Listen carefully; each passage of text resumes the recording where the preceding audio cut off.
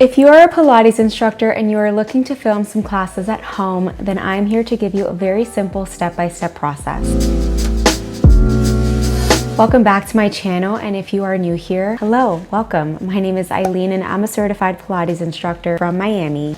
I started filming for my online studio about 2 years ago, and since then I have learned a lot through trial and error and experience. I basically do everything on my own for running my online studio and filming, and by no means am I an expert in the tech and the camera and all of the setup that I use, but I can share with you what I've learned so far from this experience and from all of the research that I've done. The steps in this video are relative to my current setup and process, but if you find another setup that works better for you, then go ahead and do that. But with that, let's go ahead and jump right into it with step number 1, and that's going to be that you want to plan your class. When I do self-practice, I like to test out certain sequences that I know I'm going to end up teaching. Maybe I've already written it down. Testing out the sequence first, especially if it's a newer sequence, really does help you because you can help determine the right cues and the right verbiage that you want to use to get the exercise across and what your client should be feeling with that exercise. You don't have to do this, but I find it very helpful. At the very least, just jot down the exercises and the sequence that you have in mind that you are going to be teaching. It doesn't have to be fancy. You can write it down on a piece of paper or maybe in your notes app on your phone, but just have an idea in mind of the class that you are going to film. That way you show up prepared. Once you know the class you are going to be filming, it's time to figure out where you're going to be filming. So with the setup process, let's start with equipment. I started with my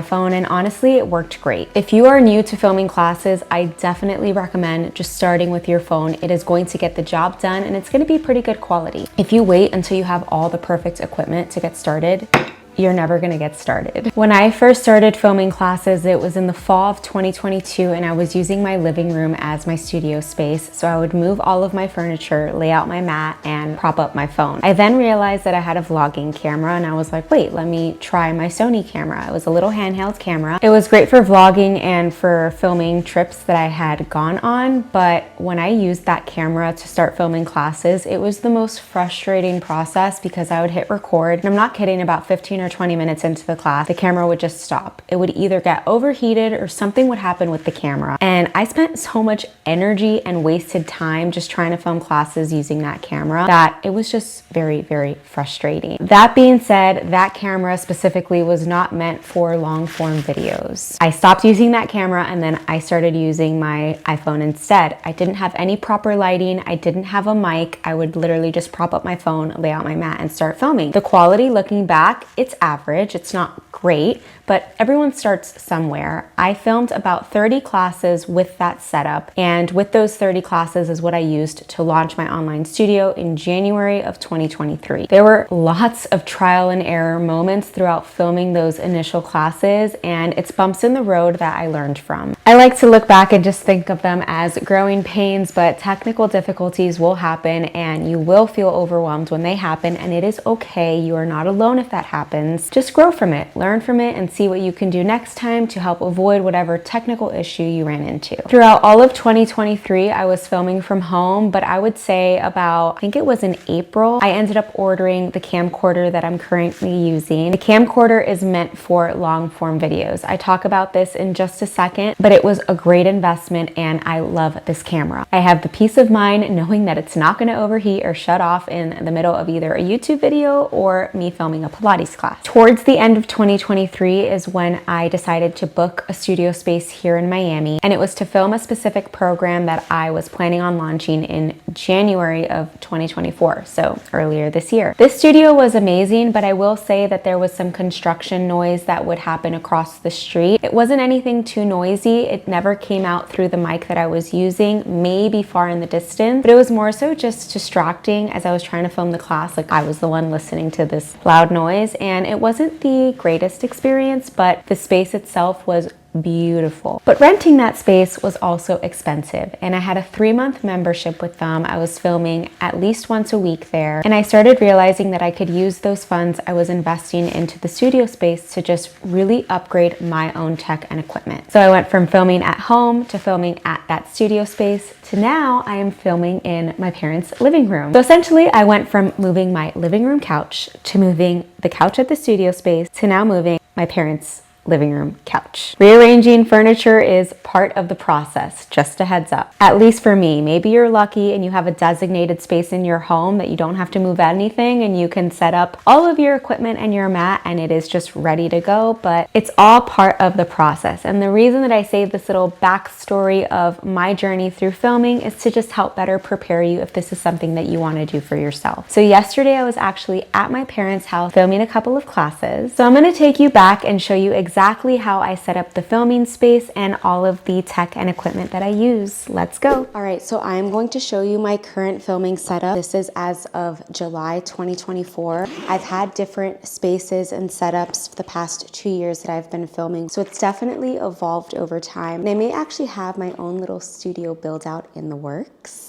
You heard it here first. But my parents' living room is what I'm working with at the moment, and it works great because the space is beautiful. So we'll start with setting up all of my equipment and what I've got in my bag. I already moved the furniture and I have my mat all laid out, so that is ready to go. So just gonna take out my tripod. Honestly, this isn't the best tripod, but it works fine. It is sturdy enough to hold my camera, but a nicer tripod is on my little tech wish list. So I'm gonna pop this open and then I basically pull all the settings as high as they can go except for the last one, because I've noticed the heaviness of my camcorder, which I'll show you in just a second, weighs this down a little bit. So I've started a class with this at the top, and over the period of the class it starts to slowly go down, so then the frame kind of lowers and it looked weird. I don't even think I kept that class because I'm so picky with how the classes come out. But yeah, so I push this down so it's at this top little marker, and then from here it definitely doesn't get pushed down. I did a lot of research when choosing this camera, but I ended up going with a camcorder from Canon. This can film, honestly, I think it's up to like 10 or 11 hours depending on the SD card gigabytes that you have. Obviously, I'm never going to be filming a class for 10 hours straight, but I can hit record and I know that this is not going to turn off in the middle of my class, even if it's an hour-long class, which provides a lot of peace when it comes to hitting record. I'm not gonna lie, this camera, there is a lot to work with and a lot of settings that I'm still learning about myself. So I've kind of worked around based off of the setting and the lighting and the space that I'm in, the proper settings for it. But honestly, the quality may continue to get better over time as I continue to learn about it. I may even book a consultation with a videographer to come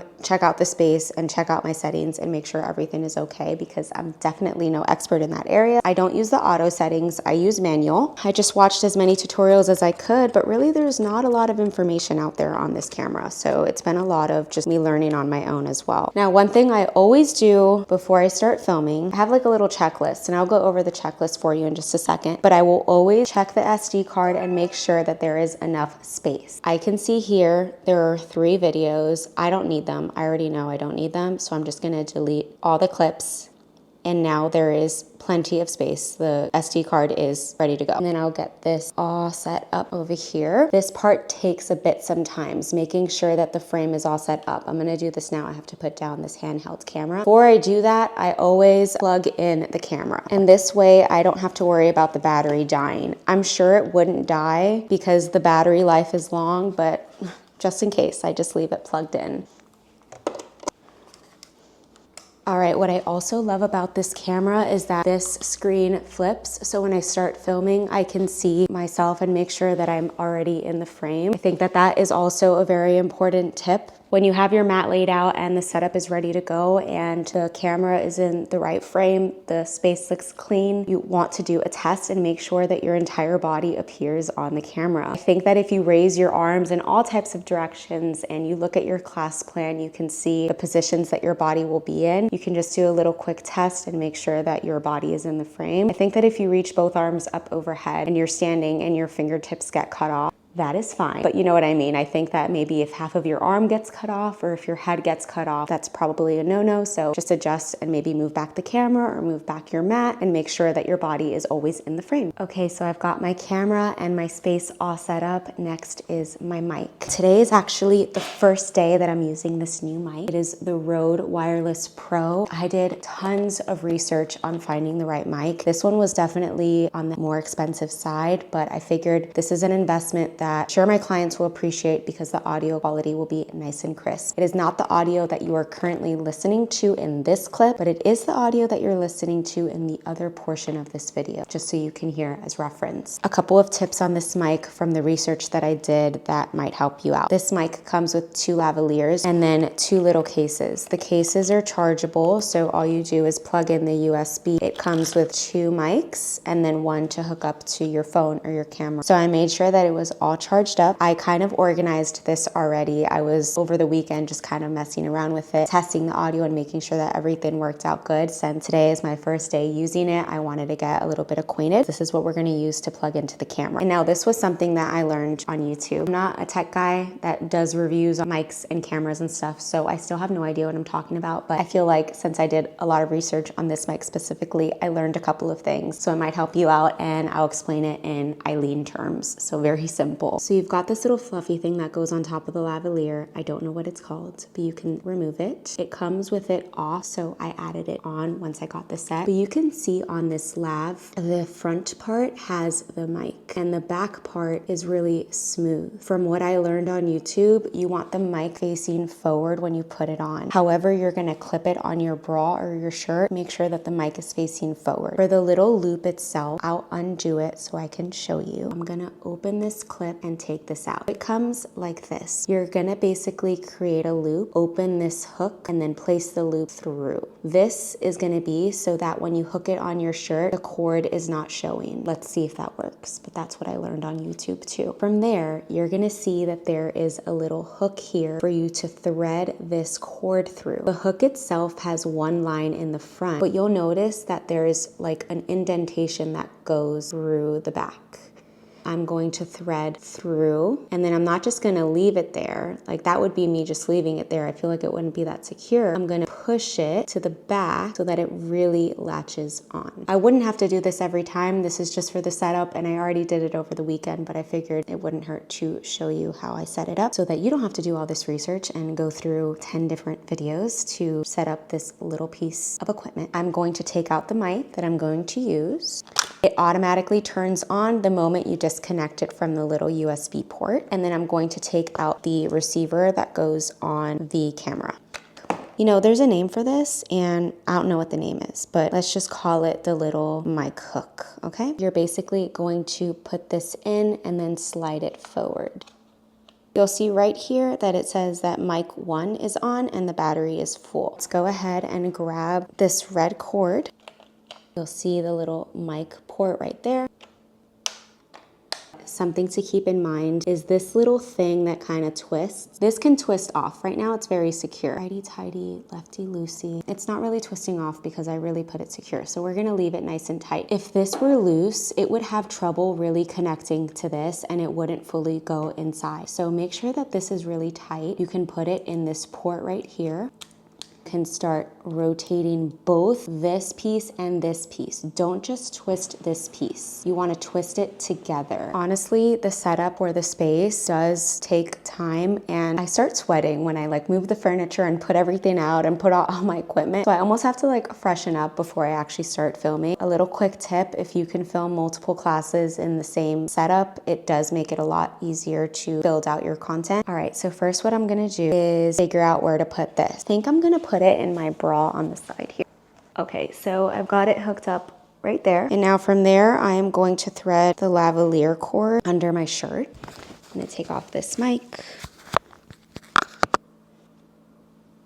And then this extra cord, I feel like I can just loop around and maybe hook into my bra. The mic here, tucked in, and then it's across. This may change over time. I'm not sure exactly if this setup is gonna work when I'm filming. It's gonna be a little trial and error happens whenever you get new equipment. So now we're gonna go over to the camera and make sure that the mic is connected. And the way that we do that is very simple. I'm looking at the screen right here, and you can see that these bubbles on the right side of bottom right corner are moving around. Got got my camera set up, my mic hooked in, the mat set up, and the space is nice and clean and quiet. I already coordinated with my parents so they know not to walk through this area of the house while I'm filming. And then I'll also make sure that all four corners of the screen, there's nothing that I need to move or anything, like any laundry baskets or anything that I don't want in the frame. I'm gonna flip this. What I also always do before I start filming is I put my phone on Do Not Disturb. It's usually just hanging out somewhere over here. I already have it on Do Not Disturb just out of habit. All right, so now I am ready to record. The next thing I'm gonna do is hit record. Once I get on the mat, I'm gonna take 3 to 5 deep breaths with my eyes closed. I always do this before starting a class. I find that it is the best way to really find presence through the moment, and then I will hit start on my Garmin watch. You don't need to do this, but I find that just hitting start here is a great way of just glancing at the time if I'm like going for a specific time of the class. I honestly never really worry about it. You can have a clock around as well if you want to just refer to the time, or if you're doing like a 30-second hold of something, or you need just a clock to reference, that's an option, but I use my Garmin and it works just fine. Now that you have seen my current setup, we're going back to the dining room table so that I can share with you a little checklist and go on to the next step. Happy filming. All right, I look rough in those clips. Hope you don't mind, but it's the reality of getting all sweaty from setting everything up. You are the director, you're the writer, you're the producer, you're everything when you're filming these classes. Here is a quick little checklist that you can use and you can modify to make it your own. You don't have to copy and paste the specific checklist. Is your mic on? Does your SD card have enough space? Is your filming space organized and clean? Sometimes I've got to clean the floor, that happens. Is your area quiet and calm? Is your lighting set up and is it good? Are the settings of your camera adjusted to your specific lighting and space? Do you have your watch ready or your timer or clock ready just to reference the time? Is your full body in the frame when you step on the mat? Is your frame level?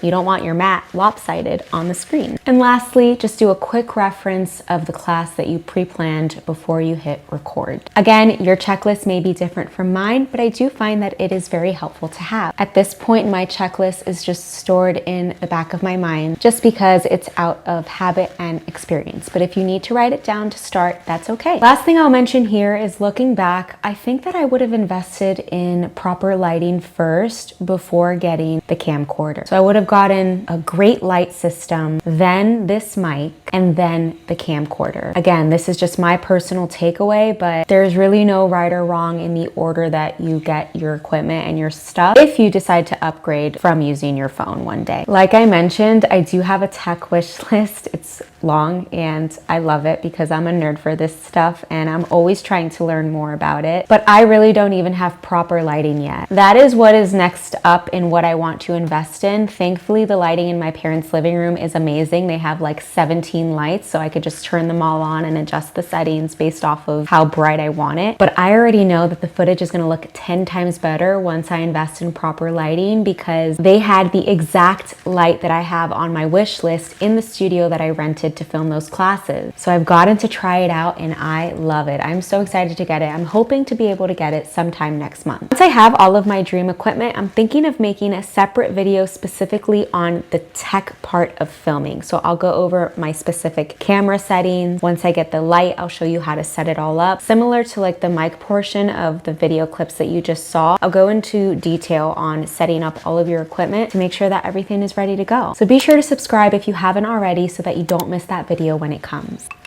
Honestly, I feel so weird promoting myself sometimes, like subscribe to my channel, but I just cringe and do it anyways because it's the nature of posting on YouTube, right? And just like that, you are ready for step number 3. Step number 3 is to hit record and start filming. I love that 99% of my classes, if not 100% of my classes, are from start to finish, meaning I don't have to stop in between to cut any clips. I don't have to merge anything together. Like I'm not stopping in the middle of the class to then reference my notes to then continue filming. Like the class is from start to finish. And if I mess up, I just keep rolling with it. If you absolutely need to stop your camera, it did happen to me when I would film at home. My dog would bark. I obviously couldn't film with that happening, so I'd have to stop, wait for him to finish barking, and then hit record again and continue. So maybe there's a couple of classes in my early catalog that I would have to trim out those parts if I left the camera rolling. But now for the majority, the post-production process is very simple, and I'll talk about that in the next step. But if you can just record from start to finish, it's great. It makes your life a lot easier for your future self. Now listen, if you stumble stumble on your words or if you mess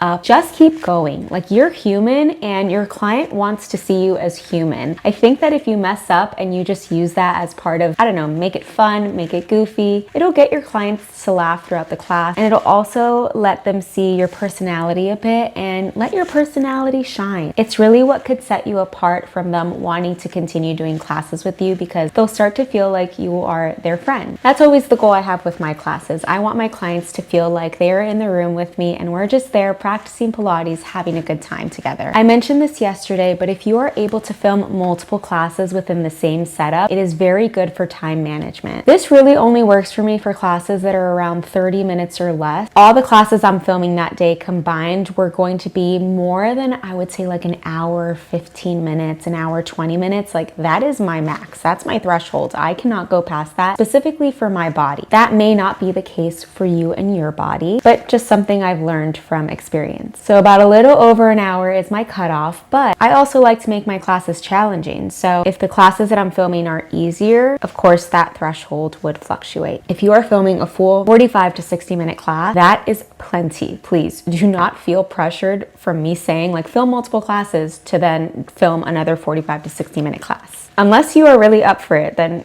go you. But even if you want to film just one class and it's 20 or 30 minutes, that is okay. I do that sometimes. Just listen to your body because you're doing the moves, and make sure that you're also nourishing you and your body and you're not overexerting yourself to film these classes. You want to be able to show up healthy and happy whenever you film. Before you break down your setup, quick tip, you can also think about recording some content for socials if that is something that you would like to do. I am always exhausted at that point, to be honest, but I do it anyways because it's just the nature of running an online studio. You gotta do the marketing side of things too. And if I didn't have to set everything up and break everything down each and every time, and I had a designated space, that would make it a lot easier to film content for socials, because I could pop in today, for example, and film what I wanted to do. And that would be awesome. And that's the goal. But for now, you can try and just film your social content right after you film your classes. Doesn't have to take too long, just a couple of minutes to film whatever you need to film. A little side note here, I do have a full video on how to run and launch an online Pilates studio. And that goes more into the business side of things in terms of choosing the platform to host your studio, all the marketing and all of that stuff. So you can check that out after this video in case it's helpful for you. Once you are done filming your classes, then the next step is to edit. You'll take your SD card out of your camera and plug it into your computer using a converter. If you're filming on your iPhone and you have an Apple device as your computer, you can use the cloud or AirDrop for the footage. Editing itself is very simple. You are basically trimming the beginning and end of the class. So from the moment you hit record and then you're walking to your mat, you're going to remove that. And then once the class is finished and you walk over to press stop, you're removing that. You can also make any color corrections in post-production if you would like. You can adjust your frame if you need to tilt it just a couple of inches. I would say that the most time-consuming part of post-production and editing is just waiting for the file to export once it's ready. I'm not a very patient person. I'm getting there. I'm getting better, but just waiting for the file to export, I can't just sit there and wait. So I'll just start working on other stuff on my computer while that file exports, so you can do the same thing. Something I am so bad at doing is taking the thumbnail for the class that I film. I end up just having to take a screenshot of part of the class itself. And this actually sometimes takes me a little bit because I want the screenshots to have a good flow. When I look at the online studio and I see the position that I'm in for the screenshots, I'm like, wait, I was on my back for this one. I don't want the next one to be on my back as well. I need to be in a different position, but then I also want it to best resemble the class. I need to just start figuring out what position I'm going to be for the thumbnail, write it down, and take the picture.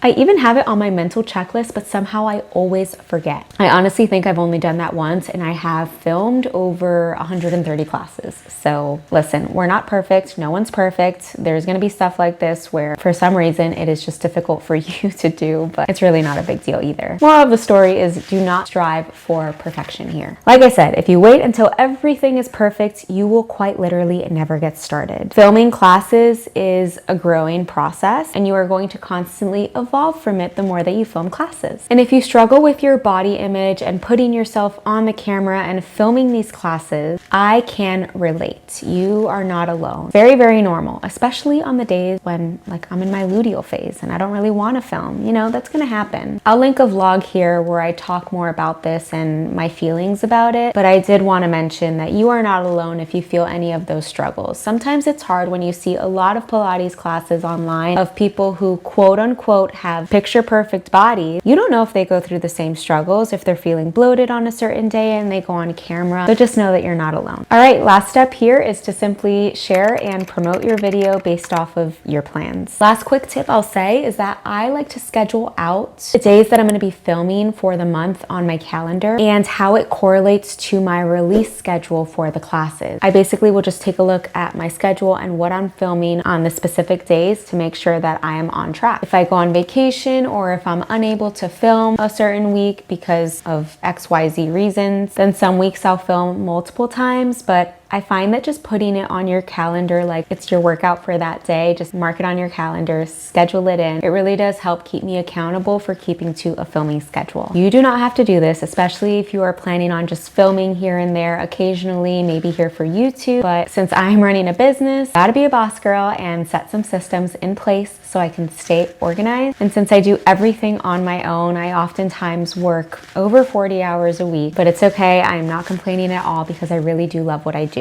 Filming classes for an online studio is very time consuming. You think that it just sounds like, oh, that's easy. Just hit record and film a class and you're ready. But now you can see all the steps that go into it, and it's very tedious, all the little details. But to be honest, filming is one of my most favorite parts of my career. It really is my happy place and I truly love it so much. But like I said, it can be overwhelming and stressful in the beginning. So as you go through your trial and error and technical difficulties arise, mishaps will happen, but if you love it as much as I do, you'll start to get more comfortable with experience and it all just becomes a lot more natural. And when mishaps do happen, you kind of just brush it off. It used to really bother me in the beginning and I'd get so frustrated. And now if something happens, I'm like, okay, it is what it is. What am I gonna do? Don't dwell on whatever issues happen, just look forward. The more that you film, the more natural you will be on camera, and then you can really let your personality shine for your clients. Just be patient and give it time. My online studio will continue to evolve, so who knows, maybe a year from now, I won't be following the same step by step, but that is the beauty of it. There is no one size fits all. Do what works best for you at the end of the day, and hopefully just use this video as a little backbone for some information. And I think that about wraps it all up. I hope that I didn't miss anything, and if I did, just drop whatever question you have down in the comments. I always love answering you guys and whatever questions you have, but I do hope that you found some of the information in this video helpful, and if you did, please give this video a thumbs up. It is a great way to support me and my channel. Don't forget to subscribe for new weekly videos, and I will see you next week. Bye! I think I need to add more ice. So good.